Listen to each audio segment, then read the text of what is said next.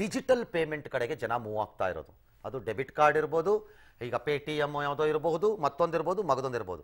ಇದು ಈ ಕ್ಷಣಕ್ಕೆ ಕಷ್ಟನೂ ಇರ್ಬೋದು, ತೊಂದರೆನೂ ಇರ್ಬೋದು, ಮತ್ತೊಂದು ಇರ್ಬೋದು. ಆದರೆ ಲಾಂಗ್ ಟರ್ಮಲ್ಲಿ ಅದು ಲಾಭವನ್ನು ತಂದು ಕೊಡಲೇಬೇಕು. ಹಾಗಾಗಿ ಎಷ್ಟು ಶೇಕಡಾವಾರು ಜನ ಅದರ ಕಡೆಗೆ ಮೂವ್ ಆಗ್ತಾರೆ? ಉದಾಹರಣೆಗೆ ಒಂದು ಸಣ್ಣದು ಹೇಳ್ತೀನಿ. 16.5 ಲಕ್ಷ ಕೋಟಿ 500,000 ರೂಪಾಯಿ ಮುಖಬೆಲೆಯ ನೋಟುಗಳು, ಅಂದರೆ ಆ ಮೌಲ್ಯದ ನೋಟ್ ಇದ್ದರೆ ಮುಂದೆ ಅಷ್ಟು ನೋಟ್ ನಮಗೆ ಬೇಕಾಗದೇ ಇಲ್ಲ. ಅಂದರೆ ನಗದನ್ನು ನಗದಾಗಿ ಬಳಸುವಂತಹ ವ್ಯವಹಾರಗಳೇ ಕಡಿಮೆ ಆಗೋವಾಗ ನಿಮ್ಗೆ ಅಷ್ಟು ನೋಟುಗಳೇ ಬೇಕಿಲ್ಲ. ಯಾಕೆ ಬೇಕಷ್ಟು ನೋಟುಗಳು? ಆಟೋ ರಿಕ್ಷಾನಲ್ಲಿ ಹೋಗ್ತಾ ಇದ್ದವರಿಗೆ 80 ರೂಪಾಯಿ ಬಿಲ್ ಆಯಿತು ಅಂತ ಇಟ್ಕೊಳ್ಳೋಣ. ಏನು ಮಾಡ್ತೀರಿ? ಅವ್ನು ಚೇಂಜ್ ಕೊಡಿ ಮೇಡಮ್, ಅಥವಾ ಚೇಂಜ್ ಕೊಡಿ ಸಾರ್ ಅಂತಂದರೆ 50 ರೂಪಾಯಿ, 20 ರೂಪಾಯಿ, 10 ರೂಪಾಯಿ 3 ನೋಟ್ ಕೊಡ್ತೀರಲ್ಲ ಅವ್ರಿಗೆ. ನೀವು ಅದನ್ನು ಆ ಪೇಟಿಎಮ್ದ್ರಲ್ಲಿ ಅದ್ರಲ್ಲಿ ಹಾಕ್ಬಿಡೋದ್ರೆ ಆ 3 ನೋಟಿನ ಬಳಕೆ ಡಮರ ಆಯ್ತಲ್ಲ. ಹಾಗೆ ಸಂಬಳಗಳನ್ನೆಲ್ಲ ನೀವು ಅಕೌಂಟಲ್ಲೇ ಕೊಡಬೇಕೀಗ ಅಂತ ರೂಲ್ ಮಾಡಿಟ್ಟಿದ್ದಾರೆ. ಹಾಗಾಗಿ ಸಂಬಳವನ್ನು ಡ್ರಾ ಮಾಡ್ಕೊಂಬಂದು ಬ್ಯಾಂಕಲ್ಲಿ ಕ್ಯಾಶಲ್ಲಿ ಕೊಡೋ ನೋಟೆಡ್ ಹೊಟ್ಟೋಗುತ್ತಲ್ಲ. ಹಾಗಾಗಿ ನೋಟುಗಳ ಬಳಕೆಯೇ ಕಡಿಮೆ ಆಗ್ಬೋದು. ಈ ಪೇಮೆಂಟ್ ಅಂದರೆ ಎಲೆಕ್ಟ್ರಾನಿಕಲಿ ಮೊಬೈಲ್ನಲ್ಲೋ ಅಥವಾ ಮತ್ತೊಂದರಲ್ಲೋ ಕಟ್ಟೋ ದುಡ್ಡಲ್ಲಿ ಜಾಸ್ತಿ ಆದಾಗ ಟ್ಯಾಕ್ಸ್ ಏನಾಗುತ್ತೆ ನೋಡಬೇಕು. GST ಒಳಗೆ ಬಂದಾಗ, ಅಂದರೆ ಸರಕು ಮತ್ತು ಸೇವಾ ತೆರಿಗೆ ಒಳಗೆ ಬಂದಾಗ ಅದು ಏನಾಗುತ್ತೆ ಅಂತ ನೋಡಬೇಕು. ಇದಿಷ್ಟೇನಾ? ಮುಗಿದೋಯ್ತಾ? ಅಲ್ಲಿಗೆ ಆಯ್ತಾ ಸರ್? ಮುಗೀತಾ ಸರ್? ಇನ್ನೇನು ಇರಲ್ವಾ ಸರ್? ಇಲ್ಲ. ಇದಕ್ಕೆ ಪೂರಕವಾದ ಒಂದಿಷ್ಟು ನಿರ್ಧಾರಗಳು ಹೊರಕ್ಕೆ ಬರಬಹುದು ಅನ್ನೋ ಒಂದು ನಿರೀಕ್ಷೆ ಇದೆ ಮುಂದಿನ ದಿನಮಾನ. ಯಾವಾಗ ಸರ್? ಯಾವಾಗಲಾರು ಬರ್ಬೋದು. ಅದೆಲ್ಲ ಸ್ಟೆಪ್ ಬೈ ಸ್ಟೆಪ್ ಪೂರಕವಾದ ನಿರ್ಧಾರ. ಜನ ನೀವು ಬಯಸದಂತೆ ಆರ್ಥಿಕ ವ್ಯವಹಾರಗಳನ್ನು ನಡೆಸಲಿಕ್ಕೆ ಬರಲ್ಲ. ಅದಕ್ಕೆಲ್ಲ ಒಂದೊಂದು ಹಂತಗಳು ಮತ್ತು ವ್ಯವಸ್ಥೆಗಳಿರುತ್ತವೆ, ಅದರ ಪ್ರಕಾರವೇ ನಡೀಬೇಕು. ಇಷ್ಟಿಷ್ಟ ಬಂದಂಗೆಲ್ಲ ಮಾಡಕ್ಕೆ ಬರಲ್ಲ. ಜನಕ್ಕೆ ಆಸೆ ಇದೆ. ಕಾಳದನ ಇರುವವನನ್ನು ಹೆಡೆಮುರಿ ಕಟ್ಟಿಕೊಂಡು ಬಂದು ನಡು ರಸ್ತೆಯಲ್ಲಿ ನಿಲ್ಲಿಸಿ ಬಾರಿಸಿ ಬಿಡಬೇಕು ಅನ್ನೋ ಆಕ್ರೋಶ ಇದೆ. ಬಟ್ ಇದೊಂದು ಕಾನೂನು ಇರುವ ದೇಶ, ಇದು ಕಾಡಿನ ದೇಶ ಅಲ್ಲ. ಹಾಗಾಗಿ ಅದಕ್ಕೆ ಕ್ರಮಗಳು ಹಾಗಾಗೇ ಬರಬೇಕು. ಇನ್ನೊಬ್ಬನಿಗಾದಾಗ ನೀವು ಸಂತೋಷ ಪಡ್ಬೋದು, ನಾಳೆ ನಮಗೆ ಆದಾಗ. ಹಾಗಾಗಿ ಕಾನೂನೇ ಇರಬೇಕು, ವ್ಯವಸ್ಥೆನೇ ಅದು ಹಂತ ಹಂತವಾಗೇ ಬರಬೇಕು. ಏನು ಸ್ಟೆಪ್ಸ್ ಬರಬಹುದು ಮುಂದೆ? ಕ್ಯಾಶ್ ಅಂದರೆ ನಗದನ್ನು ಬ್ಯಾಂಕಿನಲ್ಲಿ ನೀವು ಡ್ರಾ ಮಾಡುವಂತಹ ಲಿಮಿಟ್ಗಳು ಬರಬಹುದು. ಉದಾಹರಣೆಗೆ ನಿಮ್ಮ ಅಕೌಂಟ್ನಲ್ಲಿ 10 ಲಕ್ಷ ರೂಪಾಯಿ ಇದ್ದರೆ up to 2 lakh rupees cash you can draw. Remaining 8 lakh ರೂಪಾಯಿ ಯಾರಿಗೆ ಬೇಕಾದ್ರೆ ಯಾರಿಗೋ ಒಬ್ಬರಿಗೆ. ಯಾಕ್ರಿ ನೀವು 4 ಲಕ್ಷ ಡ್ರಾ ಮಾಡ್ತಿದ್ದೀರಿ ಬ್ಯಾಂಕಲ್ಲಿ ಬೆಳಗ್ಗೆ ದುಡ್ಡನ್ನು ಅಂತ ಕೇಳಿದ್ರೆ, ಅದಲ್ಲ ಇವರು ಕೊಡಬೇಕಾಗಿತ್ತಲ್ಲ ಸಾರ್ಗೆ 4 ಲಕ್ಷ ರೂಪಾಯಿ ಇದೆ, ಅದನ್ನು ಕ್ಯಾಶಲ್ಲಿ ಯಾಕೆ ಕೊಡ್ತೀಯಾ? ಅಕೌಂಟಿಂದನೇ ಕಳಿಸು. ಸೊ ನಿನಗೆ ಡ್ರಾಯಲ್ ಲಿಮಿಟ್ಸ್ ತರಬಹುದು. ಈ ಮೂಲಕ bank to bank, account to account ಅಲ್ಲೇ ಮೂವ್ ಆಗ್ಬೋದು. ಹೇಳಕ್ಕೆ ಬರಲ್ಲ, ಅದೊಂದು ಲಿಮಿಟ್ ಬರಬಹುದು ಅಂತಾರೆ. ಎರಡನೇದು ಕ್ಯಾಶನ್ನು ಹೋಲ್ಡ್ ಮಾಡೋದು. ನಗದನ್ನು ಎಷ್ಟು ಇಟ್ಕೋಬೇಕು ನಾವುಗಳು ಅನ್ನೋದು. ಉದ್ದಿಮೆ ಇರಬಹುದು, ವೈಯಕ್ತಿಕವಾದ ವ್ಯಕ್ತಿ ಇರಬಹುದು, ವ್ಯಾಪಾರಿ ಇರಬಹುದು, ಯಾರೇ ಇರಬಹುದು. ಎಷ್ಟು ಕ್ಯಾಶನ್ನು ಹೋಲ್ಡ್ ಮಾಡಬಹುದು? ಅವಶ್ಯಕತೆಗೆ ತಕ್ಕಂತೆ ಮನೆಯಲ್ಲಿ ತುರ್ತು ಪರಿಸ್ಥಿತಿ ಬರುತ್ತೆ, ಎಮರ್ಜೆನ್ಸಿ ಬರುತ್ತೆ, ರಾತ್ರಿ ಆರೋಗ್ಯ ಕೆಡಬಹುದು, ಇನ್ನೊಂದಾಗ್ಬೋದು, ಮತ್ತೊಂದಾಗ್ಬೋದು ಅಂತಾರೆ. ನಿಮ್ಮ ಮನೆಗೆ ಎಷ್ಟು ದುಡ್ಡು ಬೇಕಾ? ಆ ಥರ 25,000 ರೂಪಾಯಿ ಇದ್ರೆ ಸಾಲಲ್ಲ?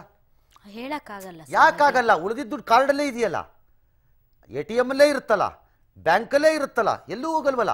ಆ ರಾತ್ರಿಯನ್ನು ಕಳಿಬೇಕು ಎಮರ್ಜೆನ್ಸಿ ಅಂತಂದರೆ. ಉಳಿದಿದ್ದ ಎಲ್ಲ ಸಮಯದಲ್ಲೂ ನಿಮ್ಮ ಹತ್ರ ದುಡ್ಡು ಇರುತ್ತಲ್ಲ, ನಿಮ್ಮ ಅಕೌಂಟ್ ದುಡ್ಡು ಅಲ್ಲೇ ಇರಬೇಕಲ್ಲ. You can make those payments.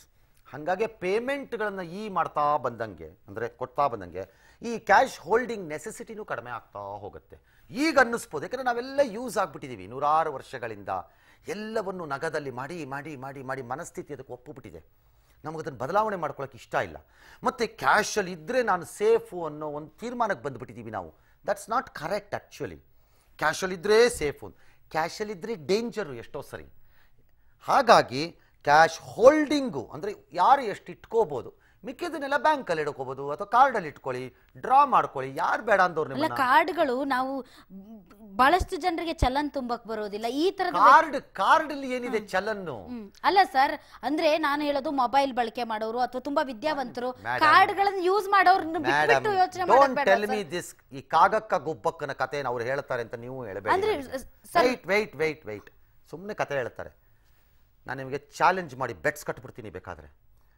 Great ಜನ ಎಜುಕೇಟೆಡ್ ಕ್ಲಾಸ್ ಅಂತ ಏನು ಕಲ್ತ್ಕೋತಾರೆ, ನಿಮಗಿಂತ ಬೇಗ ಅವ್ರು ಕಲ್ತ್ಕೋತಾರೆ. ಬದುಕಿನ ಅನಿವಾರ್ಯತೆ ಇದ್ದಿದ್ದು ಅವರಿಗೆ. ನಿಮಗೆ ಬದಲಿ ಮಾರ್ಗಗಳಿವೆ, ಅವ್ರ ಹತ್ರ ಬದಲಿ ಮಾರ್ಗಗಳಿಲ್ಲ, ಕಲಿತಾರೆ. ಅದು ಕಲಿದೆ ಇದ್ದಿದ್ದಿದ್ರೆ ತರಕಾರಿ ಅಂಗಡಿನವರ ಮತ್ತೊಬ್ಬರ ಇದನ್ನು ಹಾಕೋತಾ ಇರಲಿಲ್ಲ. Adaptability is the wonder of India. ನಾವು ಅಡಾಪ್ಟ್ ಆಗ್ತೀವಿ ಎಲ್ಲದಕ್ಕೂ. 50 ದಿನಗಳ ಸಂಕಷ್ಟಕ್ಕೆ ಹೆಂಗೆ ಅಡಾಪ್ಟ್ ಆದವೋ ಹಾಗೆ ಇದಕ್ಕೂ ಆಗ್ತೀವಿ. ಸುಳ್ಳದು.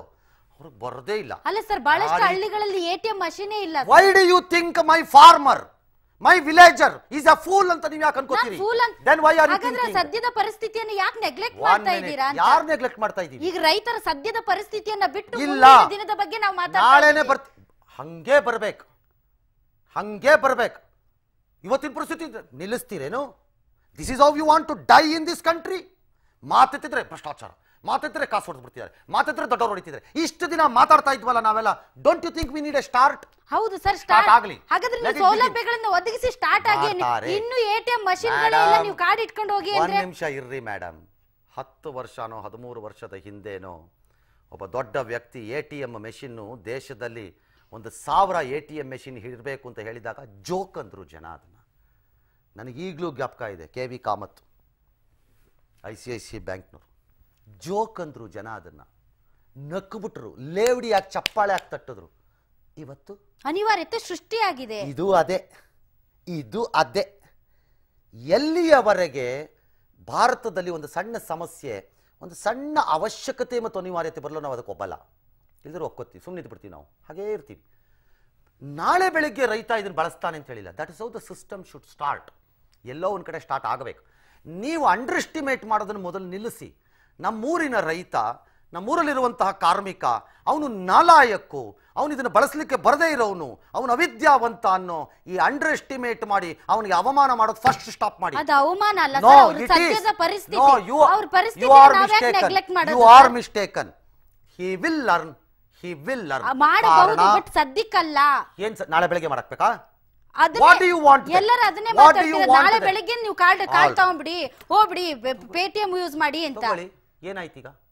ಏನಾಯ್ತು ಅಂತ ನಾನು ಕೇಳೋದು. ಏನಾಯ್ತು ಅಂತ ಕೇಳೋದು ತಗೊಂಡ್ರೆ ಏನಾಯ್ತು? ನೀವು ಕಳ್ಕೊಂಡಿದ್ದೇನೆ ಅದರಲ್ಲಿ. ಏನ್ ಕಳ್ಕೊಂಡ್ರಿ? ಅಟ್ಲೀಸ್ಟ್ ಅದಕ್ಕೆ ಅರ್ಥ ಆದ್ರೂ ಆಗ್ಬೇಕಲ್ಲ ಸರ್. ಪೇಟಿಎಂ ಏನು ಅಂತ ನೀವು ನಿಮ್ಮ ಭ್ರಮೆಲಿದ್ದೀರಿ ಅಷ್ಟೇ. ಎಲ್ಲ ಅವನಿಗೆ ಅರ್ಥವಾಗಿದೆ.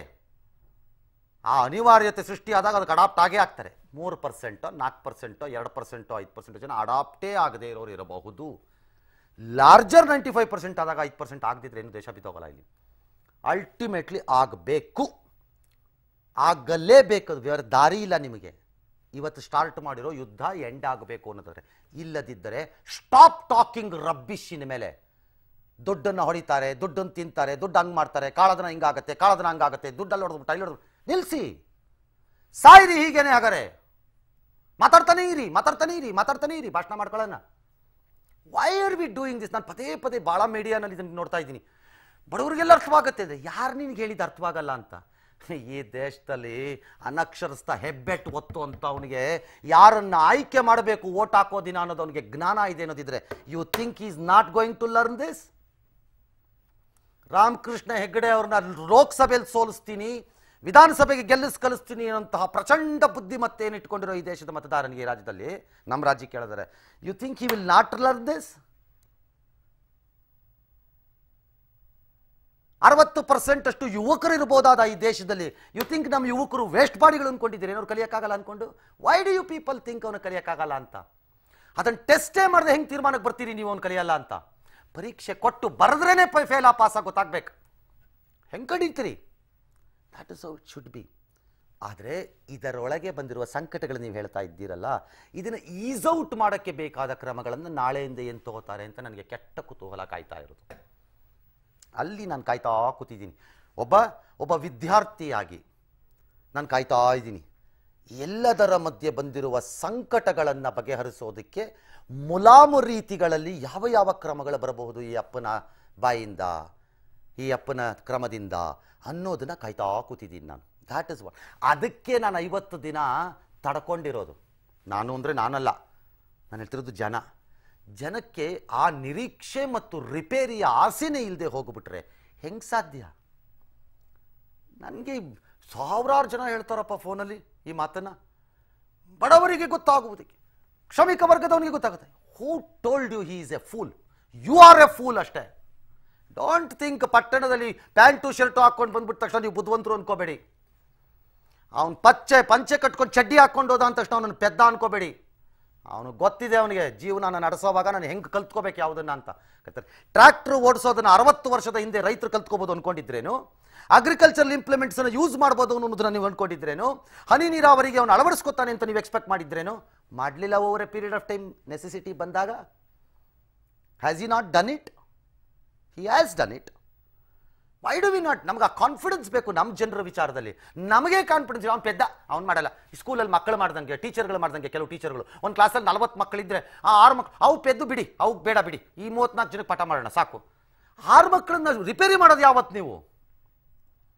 ಅವು ಪೆದ್ದು ಅದೇ ಬಿಡಿಪ್ಪ, ಅದೇನಿದ್ರು 20 ನಂಬರು 30 ನಂಬರು, ಇವು 94 95, ಇವು special class. What about this 6? That is the attitude we have to have. Narendra Modi ತಂದಿದಾರೋ, ಇನ್ನೊಬ್ಬರು ತಂದಿದಾರೋ, ಮತ್ತೊಬ್ಬರು ತಂದಿರೋ, there is an attempt to repair ಅಂತ ಕಾಣಿಸ್ತಿದೆ. ಆ ರಿಪೇರ್ನ ಹೇಗೆ ಮಾಡ್ತಾರೆ ಅಂತ ನೋಡಬೇಕು. ಬಟ್ ರಿಪೇರ್ ಮಾಡುವಾಗ ಮೂರ್ಖತನಗಳನ್ನು ಮಾಡಿ ಜನ ನೀವು ಸರಿ ಇಲ್ಲ ಅಂತ ಹೇಳಿದ್ರೆ ನಾವು ಕೇಳಲ್ಲ. ಅದಕ್ಕೆ ನಾಳೆಯಿಂದ ಈ ಸಕ್ಸಸಿವ್ ತೀರ್ಮಾನಗಳೇನೇನು ಬರಬಹುದು, ಈ ಸಮಸ್ಯೆಗಳನ್ನು ನೀಗಿಸಲಿಕ್ಕೆ ಏನೇನು ಬರ್ಬೋದು ಅನ್ನೋದನ್ನು ನೋಡಿಕೊಂಡು let us start the criticism. Do not jump to criticism. Criticise him. ಏನವರು ಟೀಕೆಯನ್ನು ಮೀರಿದವರೇನಲ್ಲ ಪ್ರಧಾನಮಂತ್ರಿ ಆಗ್ಬಿಟ್ರುವೆ. ಆದರೆ ಅದಕ್ಕೆ ಬರುವುದಕ್ಕೆ ಮೊದಲು ತೀರ್ಮಾನಕ್ಕೆ ಈ ರಾ ಡೇಟಾಗಳು ತೊಗೊಂಬರೋಣ, ಇಟ್ಕೊಳ್ಳೋಣ, ಆಮೇಲೆ ಕೂತ್ಕೊಳ್ಳೋಣ. ಹೆಣ್ಣನ್ನು ಮನೆಗೆ ತರ್ತಿರೋವಾಗಲೇ ಅವಳು ಮಾರಿ ಅಂತ ಯಾಕ್ರಿ ತೀರ್ಮಾನ ಮಾಡ್ತೀರಿ? ಅವಳು ಮನೆಗೆ ಬಂದ ಮೇಲೆ ಹೆಂಗೆ ನಡ್ಕೋತಾಳೆ ಅಂತ ತೀರ್ಮಾನ ಮಾಡಿ. ಅವಳ ಜೊತೆ ನೀವು ಹೆಂಗೆ ನಡ್ಕೋತೀರಿ ಅನ್ನೋದನ್ನ ನೋಡಿ ತೀರ್ಮಾನ ಮಾಡಿ. ಅವಳು ಎಂಥ ಹೆಣ್ಣು ನಿಮ್ಮ ಮನೆಗೆ ಬಂದವಳು ಅಂತ. ಮನೆಗೆ ಬರೋಕ್ಕೆ ಮೊದಲೇ ಅವಳನ್ನು ಬ್ರ್ಯಾಂಡ್ ಮಾಡ್ತೀರಿ ನೀವು? That is my view. I don't know whether you agree or disagree. I don't know Karnataka ಜನ ಇದನ್ನು ಒಪ್ತಾರೋ ಬಿಡ್ತಾರೋ, ಅವ್ರವ್ರಿಗೆ ಬಿಟ್ಟಿದ್ದು. ಒಂದು ವಿರಾಮ, ವಾಪಸ್ ಬರ್ತೀವಿ.